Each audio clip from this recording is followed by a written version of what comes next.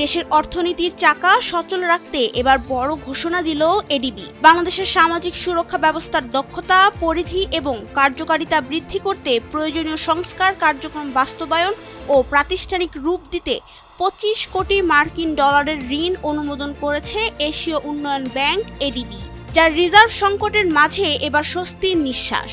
তবে এই ঋণের উদ্দেশ্য ও লক্ষ্য কী এবং এর মাধ্যমে দেশ কিভাবে সুফল পাবে সে বিষয়ে বিস্তারিত জানিয়েছে দাতা সংস্থাটি।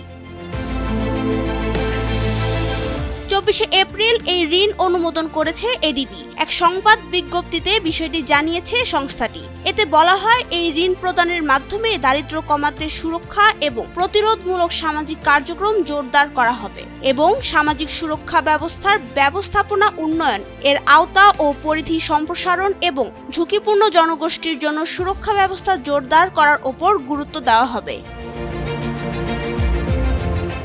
বাংলাদেশে এডিবির কান্ট্রি ডিরেক্টর হো ইউন জিয়ং বলেন, এই কর্মসূচি বাংলাদেশকে একটি আধুনিক, অন্তর্ভুক্তিমূলক এবং সহনশীল সামাজিক সুরক্ষা ব্যবস্থার দিকে এগিয়ে নেওয়ার ক্ষেত্রে গুরুত্বপূর্ণ মাইলফলক।